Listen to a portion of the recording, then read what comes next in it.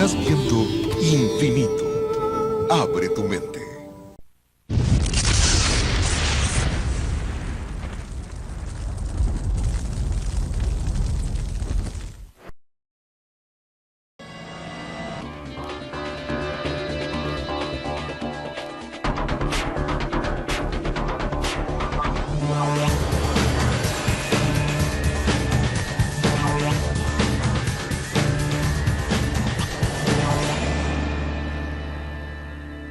Mundo de misterios.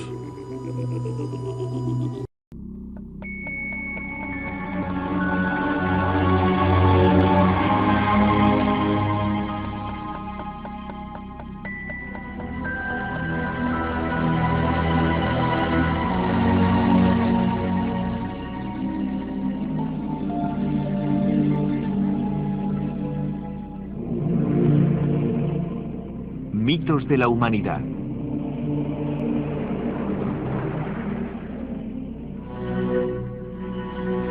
El Mahabharata.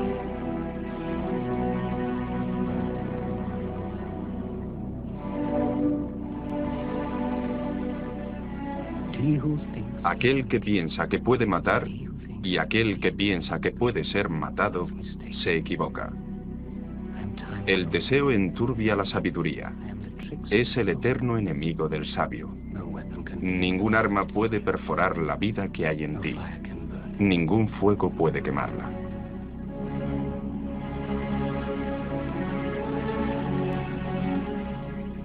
En Occidente a veces estudiamos las grandes obras de la literatura antigua, más bien por obligación que por puro placer.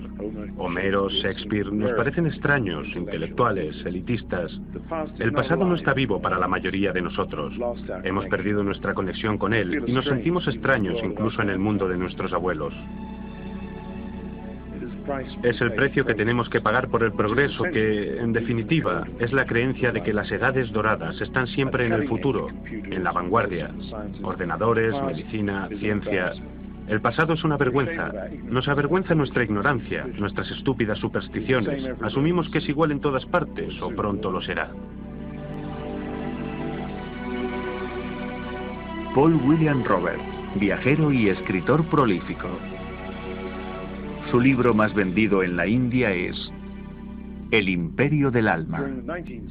El imperialismo del siglo XIX era muy diferente al de la actualidad, que se manifiesta en forma de multinacionales y bancos que actúan invisiblemente, y Hollywood que hace el resto. No interfiere directamente, pero no por ello es mucho más benigno que el antiguo. Al ocupar físicamente a las naciones, nos convertíamos en saqueadores. Por lo menos éramos más directos y honestos con nuestros objetivos en el tercer mundo, pero también mucho más brutales, ya que éramos más visibles y por tanto más vulnerables. Pero las generaciones siguientes que ocuparon y vivieron en las tierras que sus antepasados habían conquistado, por lo menos llegaron a entender, a apreciar e incluso a amar las culturas en las que vivieron. Y esto es especialmente cierto en la India.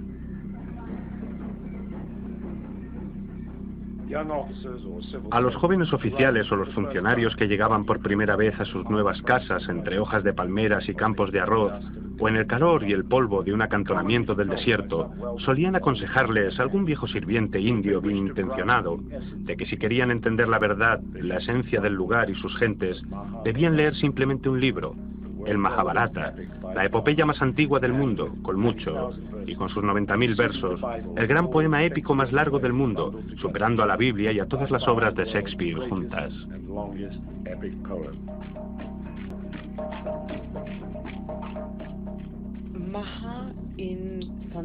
Maha en sánscrito significa gran.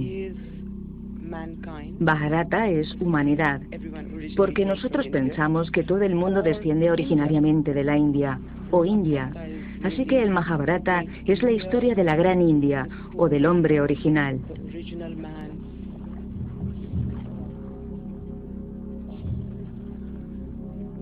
La Gran India cuenta la historia de dos grupos de primos. Los 5 hijos del difunto rey Pandu, los Pándavas, y los 100 hijos del hermano de Pandu, el rey ciego Dhritarashtra, los Kauravas. Y de su enfrentamiento y lucha final por la posesión de la tierra. Los Kauravas tuvieron un nacimiento grotesco y diabólico. Los Pándavas, en cambio, fueron engendrados por dioses y a lo largo de la historia reciben la ayuda de deidades y profetas, incluido Vyasa, el autor del poema. ¿De qué trata tu poema? Trata de ti. ¿De mí? Sí. Es la historia de tu raza. Cómo nacieron tus antepasados, cómo maduraron, cómo estalló una gran guerra. Es la historia poética de la humanidad. Y si la escuchas atentamente, al final serás una persona diferente. Duryodhana y todos sus hermanos quieren matarnos. Los dos grupos de primos se crían juntos, pero desde el principio el comportamiento de los Kauravas hacia los Pándavas es feroz.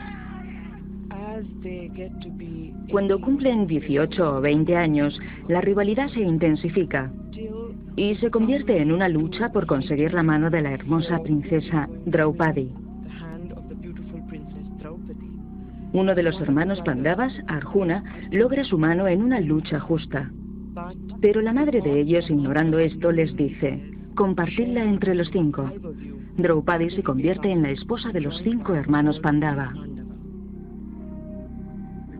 La desposaremos los 5.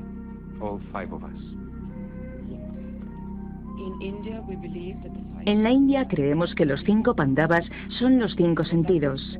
Y tenemos una historia preciosa que dice que si los 5 Pandavas son los 5 dedos de la mano, Draupadi es la palma. Así es como se hace un poderoso puño. Sin la palma, los dedos nunca estarían unidos. En cada marido vemos una cualidad. El mayor es Yudhishthira, nacido de la rectitud y el conocimiento. El siguiente es Bhima, el hijo del dios del viento y supuestamente el hombre más fuerte del mundo. Después está Arjuna, que es el guerrero perfecto. Le siguen los gemelos Nakula y Sahadeva, las formas más elevadas de conocimiento y sabiduría. Cada uno de ellos es una parte del todo, pero cuando se unen se completa la naturaleza humana. Esa es nuestra visión de los Pandavas y Draupadi.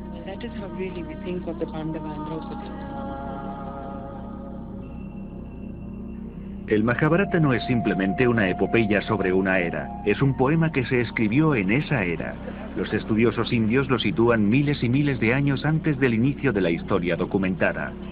Sin embargo, esta noción ha suscitado el desdén de las academias occidentales, que se muestran reacias a conceder una fecha anterior al año 1000 a.C., con lo que convenientemente sería posterior a la Ilíada y la Odisea homéricas.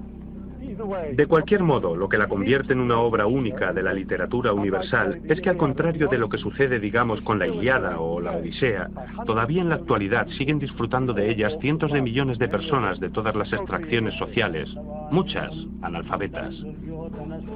Algunos lo leerán, otros verán algún tipo de adaptación representada con canciones y danzas tradicionales, otros lo verán en dibujos animados. Sin embargo, el récord de audiencia lo obtuvo una serie reciente de televisión. Todos los viernes por la noche la India se paralizaba totalmente y el episodio semanal se discutía al día siguiente con tanta pasión como la provocada por cualquier culebrón de máxima audiencia. Si nosotros hoy nos sentimos totalmente ajenos al mundo de nuestros abuelos, desconectados de nuestro pasado, un hindú del año 2000 a.C. reconocerá perfectamente muchos aspectos de la vida de la India actual. Nosotros hemos crecido con el Mahabharata. Nos ha dado nuestros héroes y heroínas populares, nuestra música popular e historias para leer a la hora de dormir, nuestras parábolas sobre la moral y los valores. El tebeo de más éxito será el que trate del Mahabharata o el Ramayana. Es difícil entender esto en el contexto occidental, donde la religión implica ir a la iglesia y ser practicante. Para nosotros no es así. Los escolares, por ejemplo, si hay algún niño en tu clase que es muy fuerte o gordo, dicen, es exactamente como Bhima. Eso da una idea de la vitalidad y contemporaneidad del Mahabharata en la actualidad.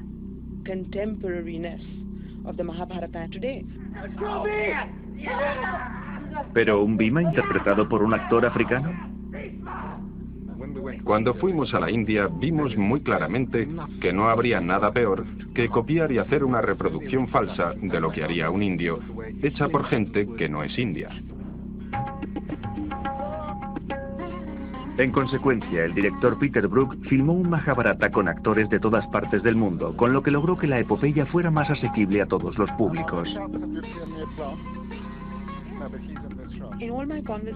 En todas las conversaciones que tuve con Peter, a menudo le preguntaba por qué trabajaba con un grupo internacional.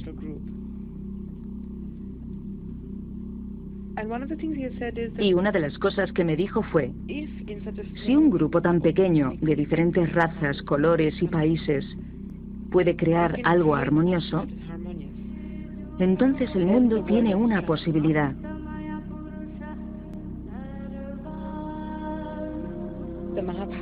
El Mahabharata trasciende todo. Trasciende el tiempo, el color, las razas, el lenguaje. Trata de los mismos temas que han preocupado al hombre a lo largo de milenios. But I want to be discontented, dissatisfied. La malicia de los Kauravas y su cabecilla, Duryodhana, llegan a un punto crítico cuando se aprovechan del hermano mayor de los Pándavas, Yudhishthira, que ahora gobierna sobre el territorio. Yudhishthira es un hombre muy virtuoso, pero tiene una debilidad, el juego. Y se pone a jugar sabiendo que probablemente los dados estén trucados. Día tras día va perdiendo todas sus posesiones. Hasta que finalmente no le queda nada más que su familia.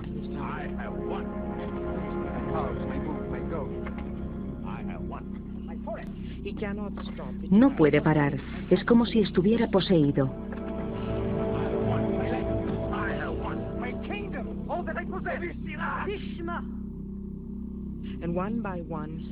Juega y va perdiendo a sus hermanos uno a uno, y finalmente se pierde a sí mismo. Y Duryodhana, que ha querido a Draupadi desde el principio, le dice: todavía puedes jugarte a Draupadi.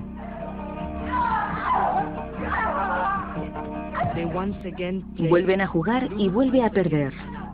Los exilian a algún lugar de la selva donde nadie los pueda encontrar durante 12 años. Los Pándavas cumplen su parte del trato, pero su adversario, Duryodhana, no está dispuesto a devolver ni una mínima parte de su reino cuando regresan del exilio. Ni siquiera cuando el amigo de los Pándavas, el dios Krishna, intercede por ellos. Yudhishthira, que no quiere ir a la guerra, envía a Krishna a los Kauravas para que les diga: no quiero mi reino, me quedaré con 5 ciudades, o 5 pueblos, o incluso 5 casas, y evitaré la guerra. A lo que Duryodhana replica: no daré 5 pueblos, no daré un pueblo, no daré ni un grano de arena de la tierra. Que una cosa quede clara: tendrás tu gloriosa muerte. Si la tierra clama víctimas, veremos una espléndida masacre.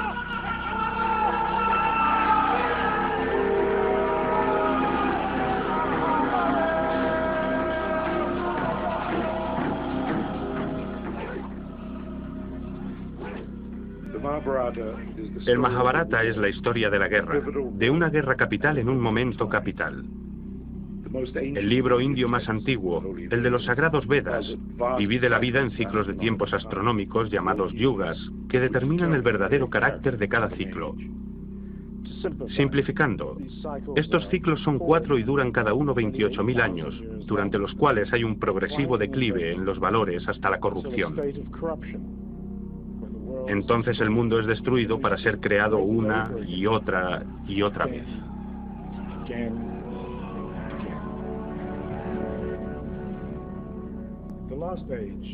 Ahora vivimos en el último ciclo, el Kali Yuga, en el cual las cosas han alcanzado el mayor estado de degeneración y la gente es más malvada. Pero según el libro de los Vedas, el ciclo empezó hace 14.000 años, con la gran batalla de Kurukshetra, alrededor de la cual gira el Mahabharata.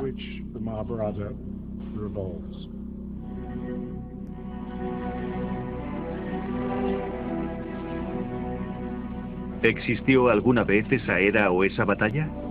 Si así fue, ¿cuándo y hasta qué punto es descabellado situarla mucho antes de la historia escrita como pretenden los estudiantes brahmanes? Es costumbre ver a los antiguos egipcios como la civilización continua más larga de la historia. Es una visión que hemos heredado de los griegos y los romanos, que en realidad conocían muy poco del mundo que había más allá del Mediterráneo. El primero en aventurarse en ese mundo fue Alejandro Magno, pero algo que encontró allí le hizo desistir de añadir la India a su imperio. En cambio, dio la vuelta con su ejército y volvió hacia Occidente totalmente cambiado.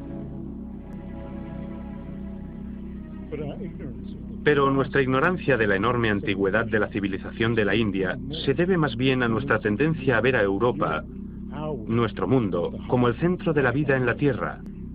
Esta manera de pensar resultó muy útil durante los días dorados del imperio. Todavía seguimos pensando que todas las otras civilizaciones son civilizaciones menores. Y tal vez por eso nos sigue costando trabajo aceptar que en el subcontinente indio existió algo mucho más importante que todas las otras civilizaciones. Janssen es uno de los primeros científicos occidentales que ha realizado estudios en una zona que cuando se explore más profundamente obligará a hacer una revisión de la historia. A principios de los años 20, unos investigadores británicos que buscaban indicios del paso de Alejandro Magno descubrieron por casualidad una ciudad antiquísima. Pero estos eran años de descubrimientos espectaculares en otras partes. En Egipto se había encontrado la tumba de Tutankamón, y en comparación lo que se había desenterrado en la India parecía rudimentario y sin interés. En consecuencia, nadie le prestó atención. Porque no era lo bastante sensacional. En el Valle del Indo no se encontraron tesoros de oro. ¿No es sensacional? Sí, lo es y mucho. El noroeste de la India fue una zona que estuvo habitada desde muy temprano. Hemos encontrado restos que se remontan al 8º milenio, y de este hallazgo hace solo 10 años. Pero debería haber más publicaciones sobre ello, y mucha más conciencia por parte del público.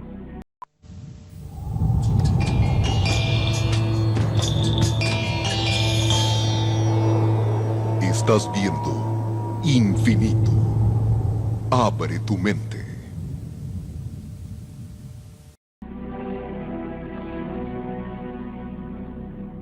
Centenares de ciudades que datan de hace 7, incluso 8.000 años antes de Cristo. Milenios antes de Egipto o Mesopotamia, donde comienza nuestra historia. Mucho antes de que el primer faraón unificara Egipto, una enorme civilización se asentó entre dos ríos del Valle del Indo. El Indo, propiamente dicho, y el gran río Saraswati, que ya no existe. Uno de los centros era Mohenjo-Daro, que según recientes investigaciones es ahora el yacimiento arqueológico más grande del mundo. Mohenjo-Daro pudo fácilmente haber albergado a 70 u 80.000 habitantes. Se extendía hacia el noroeste de la India, cubriendo más de 1 millón de kilómetros cuadrados. Eso la convierte en la mayor civilización del tercer milenio, mayor que la de Mesopotamia e incluso Egipto. Solo ahora empezamos a entender mínimamente lo extraordinaria que fue esta civilización. Viviendas de 3 pisos con agua corriente, fría y caliente, un sistema de alcantarillado y calles amplias y elaboradas. Era un modelo de una sofisticada planificación urbanística. Pero hay un hecho que ha dejado perplejos a los científicos. No hemos encontrado restos de un poder absolutista, ya sea profano o sagrado, por ejemplo como encontramos en Egipto, donde se aúna en la figura del faraón el poder divino y terrenal. Pero en lugar de esto, lo que tenemos son grandes ciudades, de 40, 50 o 60.000 personas, construidas con ladrillo, como se hace hoy en día, en una proporción de 1 por 2 por 4. No utilizaban ningún otro material, así que es una ingeniería muy moderna y el pensamiento arquitectónico que hay detrás de todo esto sorprende. No podemos identificar templos o palacios. La estructura política debió de haber estado dominada en gran medida por los mismos ciudadanos. Si identificamos el concepto de civilización con el gobierno del pueblo, no hay duda de que esto sería la cuna de la civilización, sin duda.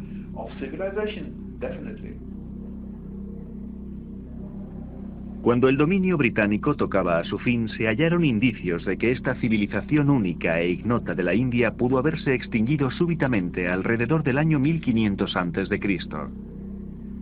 El descubrimiento de docenas de esqueletos apilados unos encima de otros llevó a este hombre, Sir Mortimer Wheeler, a pensar que una masacre había terminado con la ciudad de Mohenjo-Daro y que toda la civilización del Valle del Indo había sucumbido violentamente a manos de una raza invasora y superior, los arios.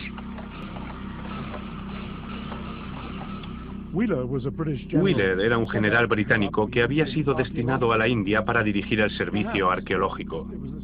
Tal vez sus orígenes militares le llevaran a concluir que los arios, un pueblo de piel blanca venidos de Occidente con caballos y carros, habían destruido la civilización del Valle del Indo tan completamente que, citando textualmente, no dejaron nada salvo el nombre.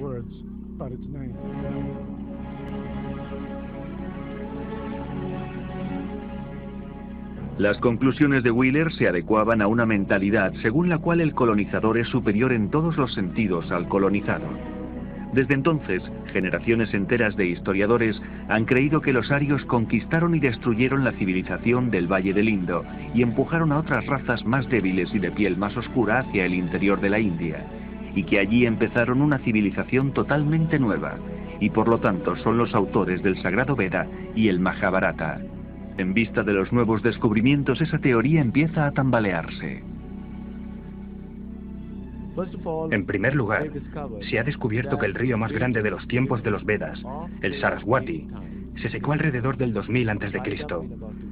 Y dado que la teoría de la invasión aria sugiere que estos guerreros, los arios, vinieron a la India en 1500 a.C., ¿cómo es posible que cantaran al río más grande de la región cuando ese río se había secado 500 años antes de que la invadieran?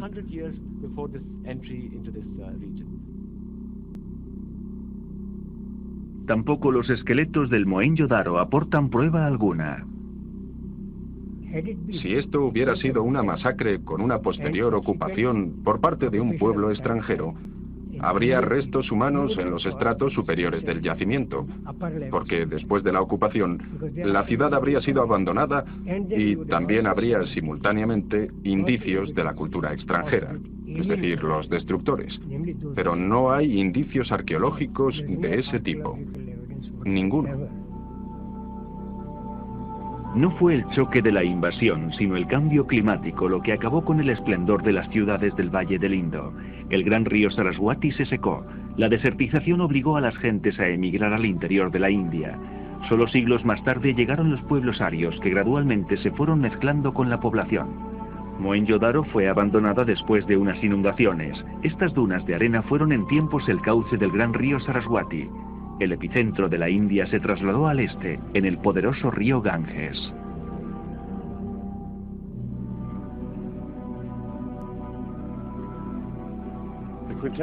La quinta esencia de la India, su religión, ha permanecido inmutable desde que se escribiera el gran poema. Ningún invasor o colonizador logró jamás acabar con ella, es más, muchos, como los invasores arios del norte, sucumbieron a su magia, fueron absorbidos por sus grandes enigmas. Los judíos llevan en la India desde los tiempos del rey Salomón. La India se distingue por ser el único país del mundo en donde no han sido nunca perseguidos. Prácticamente todos los credos religiosos del mundo encuentran aquí representación, y frecuentemente, como en el caso del Islam, muy numerosa. Los cristianos se cuentan por millones. Del hinduismo han surgido movimientos reformistas como el budismo, que acabó siendo una de las religiones más importantes por derecho propio. Pero el alma india nunca fue conquistada. El libro de los Veda y el Mahabharata son el producto de una antigua civilización imperecedera, cuyo alcance solo ahora empezamos a comprender.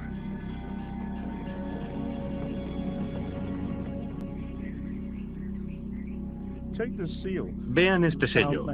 Se encontró en Mohenjo-Daro y data de mucho antes de que los arios invadieran y destruyeran la civilización del Valle del Indo. Nos muestra una figura sentada en la clásica postura de meditación del loto. Es una prueba simple, pero concluyente de lo antiquísima que es la búsqueda imperecedera de la India de la espiritualidad.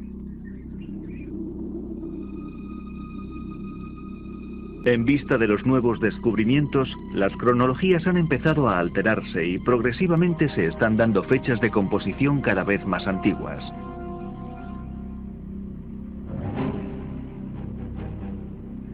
Cada vez existen menos razones para no creer en la cronología tradicional, que sitúa la composición del Majábharata en un pasado mucho más remoto, lo cual, después de todo, es el sentir del pueblo cuya historia se narra en el poema.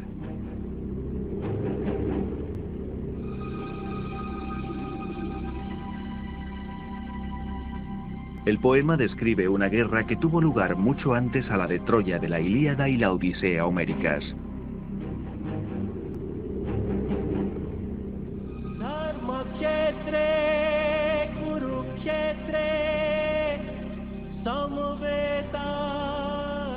El conflicto entre Pándavas y Cáuravas puede parecer un tema muy simple, pero su fascinación reside en el hecho de que todos los intereses individuales, conflictos personales y dudas éticas que surgen pueden compararse al desmoronamiento de una familia o a la desintegración moral de un hombre.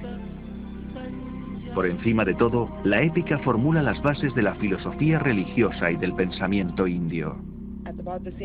Prácticamente al mismo tiempo que se creaba el núcleo del Majábharata, se desarrollaba el hinduismo como una forma de filosofía. De manera que en algún momento el relato y la religión, la filosofía y la historia moral acabaron mezclándose en una sola historia.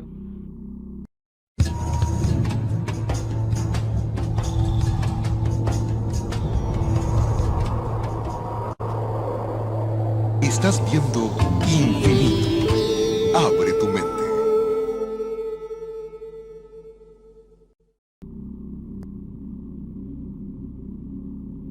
Las raíces del hinduismo no se encuentran en la creencia en un solo Dios, como el monoteísmo de los cristianos o musulmanes, sino en un panteísmo donde toda la creación es Dios. Dios no solo está en todo y en todos, literalmente lo es todo. Porque, como pregunta el Majábharata, ¿va a ser distinta en esencia una gota de lluvia del vasto océano en el que cae y se desvanece?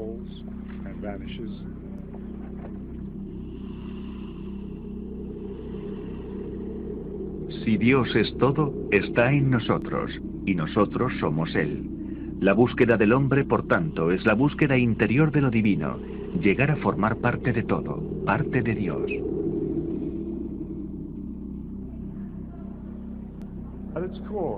En el fondo, en Occidente llamaríamos a esto filosofía más que religión.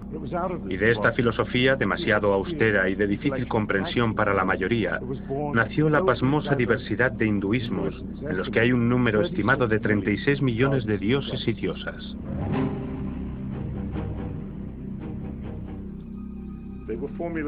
Fueron creados para los menos educados, de la misma manera que los creadores de los mitos cristianos sintieron la obligación de situar a Jesús al lado del único Dios, a crear a María a imagen y semejanza de la diosa madre y crear innumerables santos.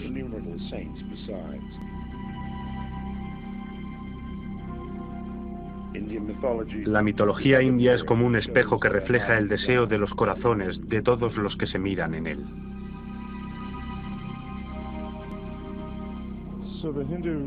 De manera que el hindú, en su templo, te recibirá diciendo: ¿así es que tú eres un seguidor de Jesús? ¿Has traído su imagen contigo? Es muy bonito también. Ponlo ahí en el panteón, hay sitio de sobra. Esto es así porque la idea original nunca se perdió, simplemente se amplió, se expandió para acomodar infinitos gustos.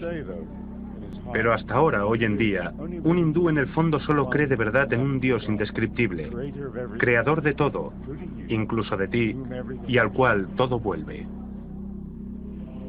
No es el Padre de los cristianos que está en el cielo, sino en nuestro interior, en todas partes, en todas las cosas.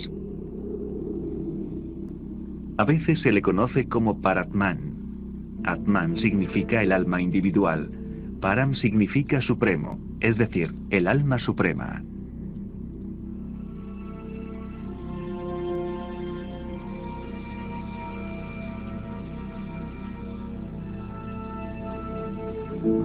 Nuestra mente, nuestros sentidos nos separan del alma. Nuestros deseos, con los que modelamos el mundo de nuestro alrededor, nos distancian de lo divino. El deseo desencadena los actos que dan forma a la realidad, pero los deseos nunca pueden satisfacernos porque son una ilusión. Es lo que los hindúes llaman Maya, la ilusión, que es tanto el arquitecto como la sustancia de este mundo. Pero quiero estar descontento, insatisfecho. Y así, el Maya, el deseo, alimenta los celos y el odio de los Kauravas. Su palacio es incomparable y se lo construyó Maya, el arquitecto supremo. Un palacio de ilusión donde los pensamientos se hacen realidad. Arjuna me dijo, Mira esos muros de cristal. y los vi. De pronto me choqué contra un muro invisible. Arjuna rió y me dijo, Es la obra maestra de Maya. Piensas en un muro y el muro aparece. sigo adelante. Bhima me grita, Cuidado, hay un estanque delante de ti. un estanque. No veo ningún estanque y sin embargo mis pies están mojados. Corro, abro la puerta. No hay tal puerta. Me choco contra una pared y me hago daño.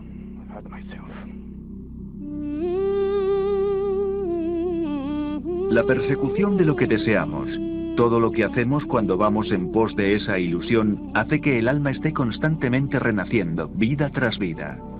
Una gran rueda que pone en movimiento un ciclo eterno de nacimiento, muerte y resurrección sin fin.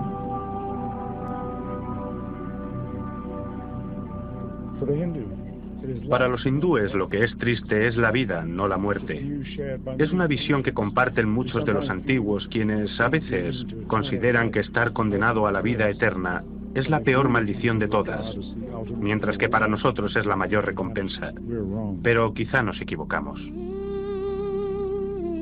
El hindú busca otra realidad, la verdad interior y la unión con el alma suprema, el puro e inmutable Paramatman, que lo es todo.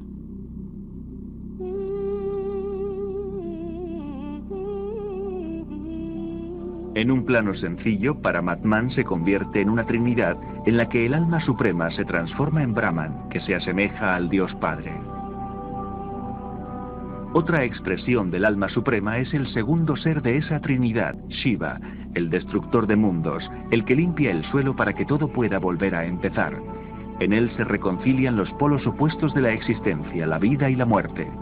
Como señor de la danza, baila a los formidables ritmos de la creación y la destrucción.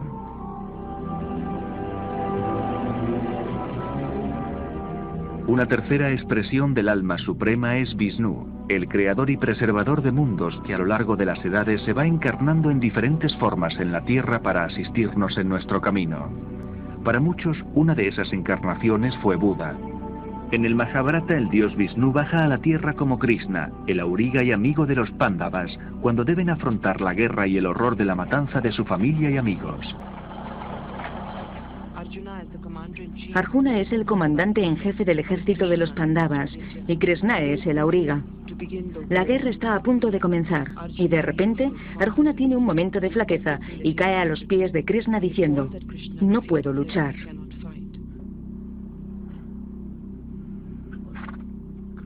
Krishna, me fallan las piernas. Tengo seca la boca. Me tiembla todo el cuerpo. Mi arco se me escurre de las manos. Tíos, primos, sobrinos.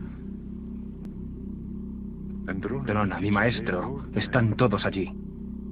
No puedo provocar la muerte de mi propia familia. Y aquí es cuando Krishna se vuelve a él y le dice unas palabras que se han convertido en el Bhagavad Gita, el canto de Krishna. El Bhagavad Gita, el consejo de Krishna a Arjuna, el jefe de los guerreros, la víspera de la batalla, no solo constituye la parte central de la epopeya, sino también el verdadero núcleo del pensamiento de la India, y tan sagrado para los hindúes como el Nuevo Testamento para los cristianos. Krishna condujo a Arjuna a través de los enmarañados bosques de la ilusión, a través de todas las fibras de su espíritu. Le enseñó los mecanismos más profundos de su ser y el verdadero campo de batalla. Aquel en el que no necesitas ni guerreros ni flechas. Aquel en el que cada hombre debe luchar solo. Le enseñó el misterio del mundo. Habló durante tiempo, mucho tiempo, mientras los dos ejércitos se preparaban para destruirse mutuamente.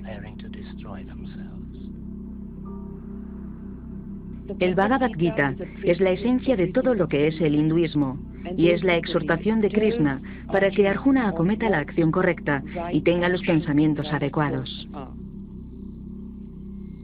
La acción correcta o dharma es el principal motivo del Mahabharata. Vyasa, ¿por qué estás inventando este poema? Para grabar el Dharma en el corazón de los hombres. ¿Y qué es el Dharma? El Dharma es el gran invento original del pensamiento indio. Dharma es quizás una de esas palabras del sánscrito intraducibles, con múltiples significados, ninguno de los cuales es sinónimo.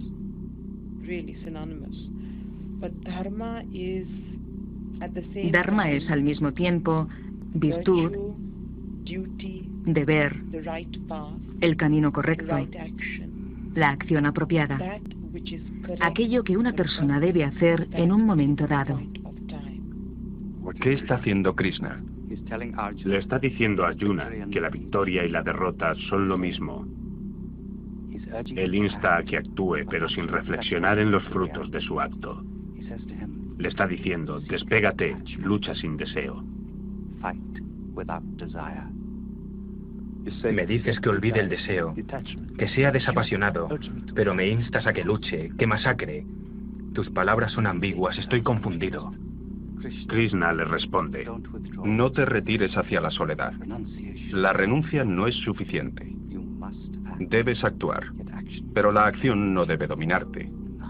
En plena acción, debes permanecer libre de ataduras. Debes aprender a ver con los mismos ojos el montículo de tierra y el montón de oro, la vaca y la salvia, el perro y el hombre que devora al perro. Existe otra inteligencia, más allá de la mente. Dharma trasciende la caridad, la acción de hacer el bien en este mundo. Se trata de actuar para beneficio del alma independientemente de lo que el mundo necesite. el Dharma rebate la crítica occidental de que el pensamiento hindú no deja mucho margen al libre albedrío. Es decir, el hombre está sujeto a la rueda del destino, a la rueda de la reencarnación que gira, y gira, y gira, y gira. El Dharma ofrece una vía de escape al destino de la reencarnación, la del desentendimiento de este mundo de ilusiones que te lleva a la verdad esencial que el hinduismo busca. El Bhagavad Gita ilustra el ámbito infinito de los Vedas. Es decir, Veda es Nitya, ha estado ahí siempre. Es Ayam y Ayayam. Es decir, nunca ha tenido un principio ni disminuye con el tiempo. Entonces alguien que imbuido del espíritu de esta eternidad, ¿qué muerte puede sobrevenirle? Y desde luego, ¿qué muerte puede causar a los demás?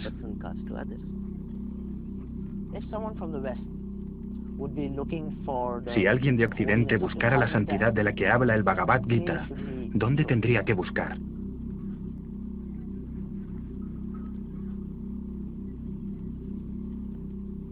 Allí donde oigas el susurro de un arroyo,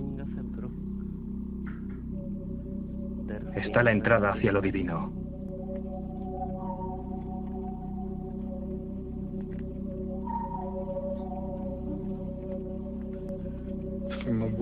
Desde un punto de vista occidental, Es imposible entender que el sino, el destino y el libre albedrío pueden coexistir. En la mente occidental, si hay destino, no puede haber libre albedrío. Si hay libre albedrío, no puede haber destino. El Mahabharata elimina eso y te presenta algo muy diferente, que es que la libertad existe en una manera bastante distinta y consiste en que cada persona sea una misma o no lo sea.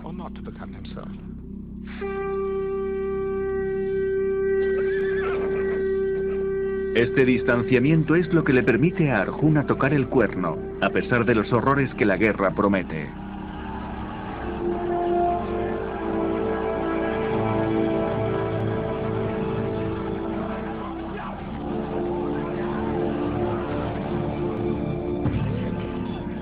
Los Pándavas acabarán venciendo, pero será una victoria que les preocupará profundamente.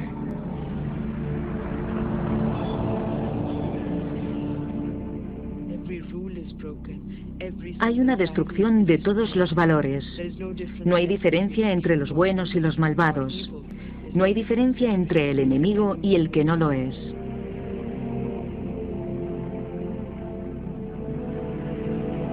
Nadie puede calmar la sensación de injusticia que invade a Yudhishthira, ahora rey.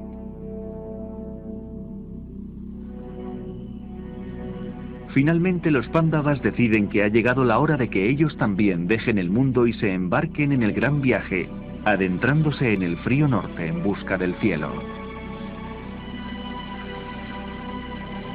Uno a uno caen en el abismo y perecen.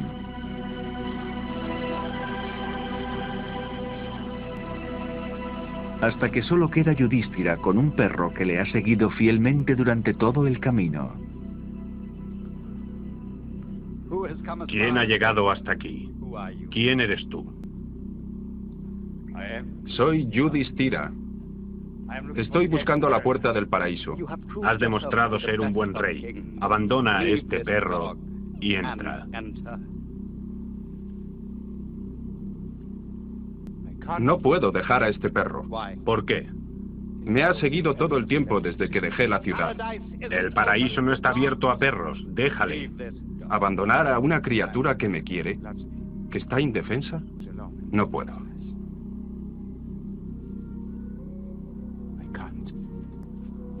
Esa es la acción correcta. El perro es su padre, el perro Dharma, que pone a prueba su virtud. En el cielo le aguarda otra prueba a Yudhishthira al encontrar allí a sus enemigos, los Kauravas, los cuales se mofan de él. Sus hermanos están en el infierno. Entonces Yudhishthira decide que allí es donde quiere permanecer. Me quedaré aquí para siempre. Con mi familia. Pero esta es la última prueba, la última ilusión. No has conocido ningún paraíso, ni ningún infierno. Aquí no hay felicidad, ni castigo, ni familia, ni enemigos. Levántate en paz. Aquí acaban las palabras, como el pensamiento. Esta ha sido tu última ilusión.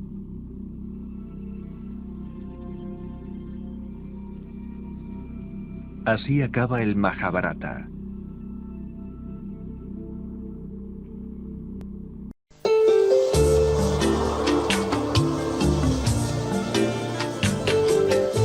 Estás viendo Infinito. Abre tu mente. De las muchas dimensiones que tiene el poema, la siguiente es una de ellas. En realidad está hablando de ti. Krishna es la mente, el auriga del cuerpo, los caballos son los sentidos. Arjuna es el alma individual. Es relevante a la condición espiritual de cada persona en cualquier momento de su vida.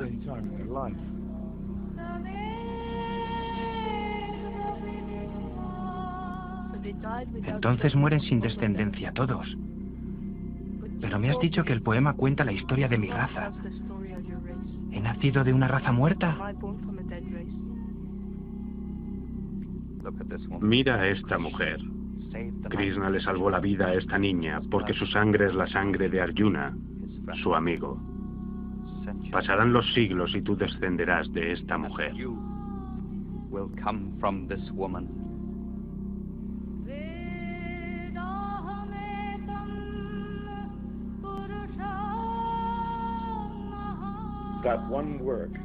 Que una obra pueda contener a la vez tanta sabiduría y entretenimiento después de varios milenios es increíble y no tiene parangón.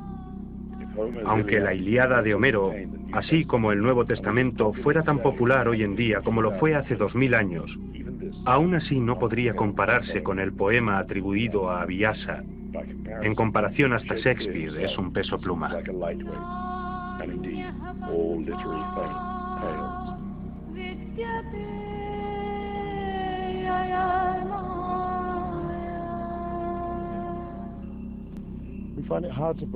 Nos resulta difícil creer que algo tan magnífico pueda ser el legado de una época anterior a la historia documentada. En Occidente, nuestros eruditos, ante todo, han buscado los orígenes de la civilización cerca de casa.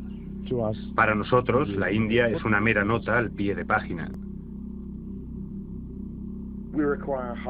Necesitamos testimonios, documentos, registros.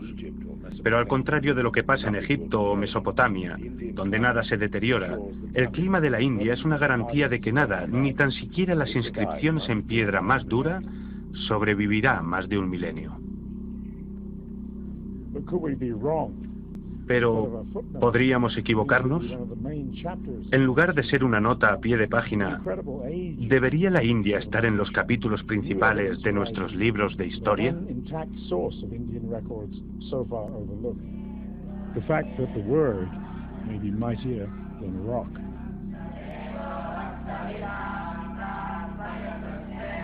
El poema pasó de generación en generación durante muchas eras antes de que fuera puesto por escrito. Gracias a complicados ejercicios, los versos han podido ser recordados con una asombrosa exactitud.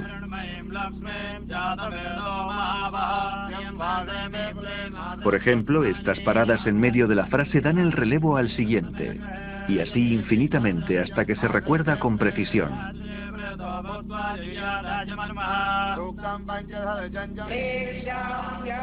Las palabras se cantan, tienen rima y ritmo.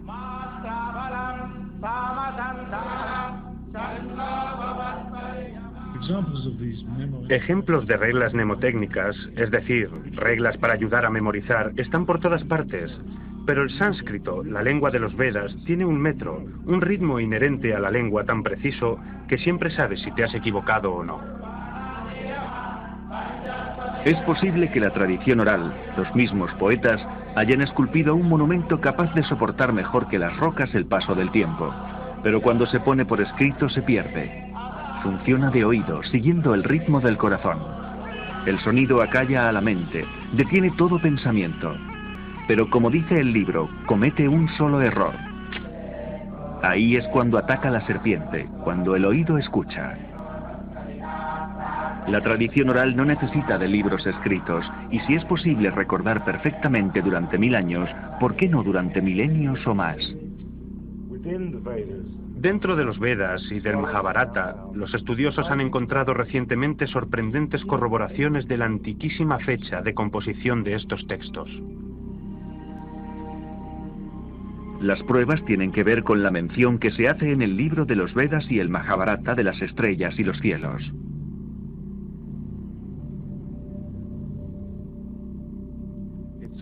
Está comprobado que los rituales de los Vedas expresaban conocimientos de astronomía. Cuando se analiza este conocimiento, se llega a la conclusión de que la observación de los cielos era una tradición muy viva y desarrollada.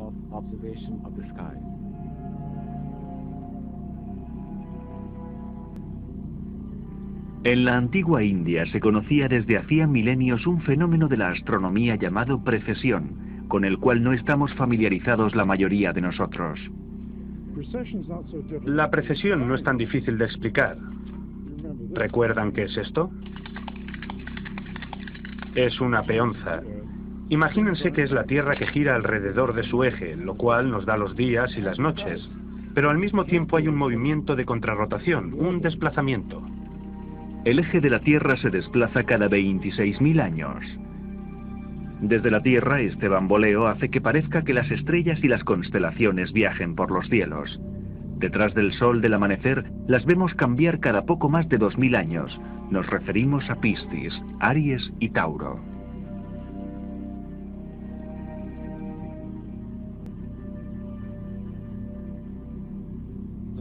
Con el ordenador podemos ver el firmamento del pasado. Siguiendo las referencias a posiciones de planetas, constelaciones y conjunciones, los científicos han podido calcular con exactitud la época en que se mencionaron dichos emplazamientos. Hemos podido establecer que las referencias astronómicas que existen en el libro de los Vedas, que son muchas, hablan de periodos de tiempo que se remontan al segundo, tercer y cuarto milenio antes de Cristo, e incluso antes. Benares, la ciudad más antigua del mundo para los hindúes, quema a sus muertos a la manera tradicional, en los bancos del río sagrado Ganges, y enciende pequeñas luces por las almas de los difuntos.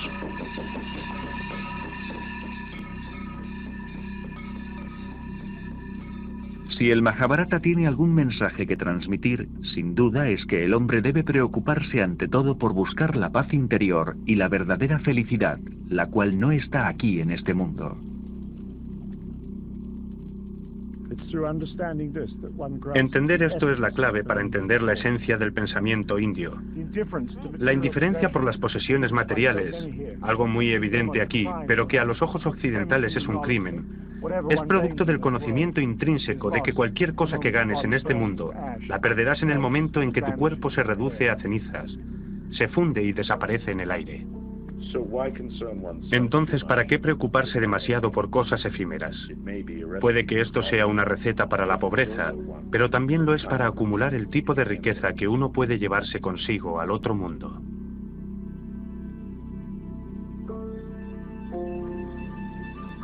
En eso también estriba la grandeza del Majábharata. Le mostró el verdadero campo de batalla, aquel en el que cada hombre debía luchar solo. Debes aprender a ver con los mismos ojos el montículo de tierra y el montón de oro, la vaca y la salvia. Existe otra inteligencia más allá de la mente.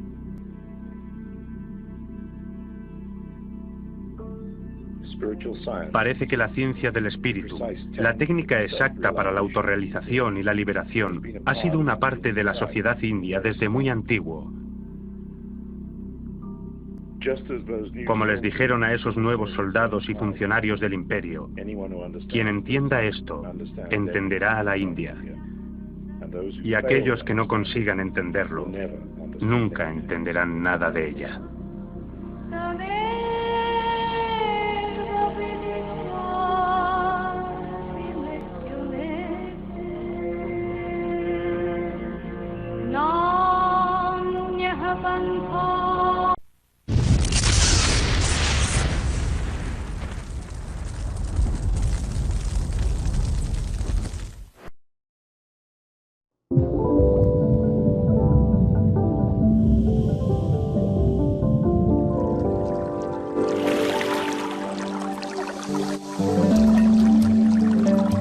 Estás viendo Infinito. Abre tu mente.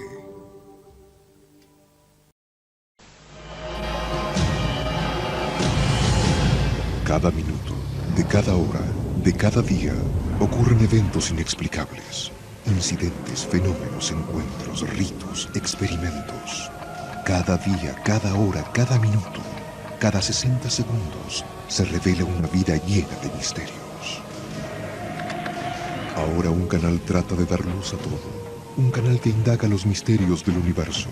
Un canal que se aventura en territorios desconocidos. Un canal que explora las preguntas que definen nuestra existencia. Estamos solos en el universo. ¿Existe la vida después de la muerte? ¿Quién construyó las pirámides? ¿Se puede predecir el futuro? ¿Podemos mover objetos con nuestra mente? ¿Existe el infierno? ¿Se acabará el mundo en el año 2000? ¿Es la historia una gran mentira? Para cada pregunta hay una respuesta, pero ¿hasta dónde estamos dispuestos a llegar para encontrar la verdad? Desde Machu Picchu al Chupacabra, desde los aztecas al Zodíaco, desde los extraterrestres a los ángeles. Esto es Infinito, un viaje hacia lo desconocido, una exploración de lo inexplicable. Ningún lugar es muy remoto, ninguna pregunta muy extraña, ningún misterio está fuera de nuestros límites. Escuche lo inesperado, descubra lo oculto, experimente lo desconocido. Infinito, señal del nuevo milenio.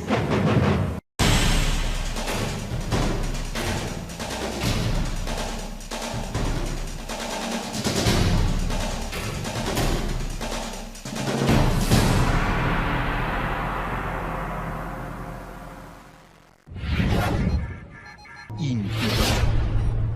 Abre tu mente.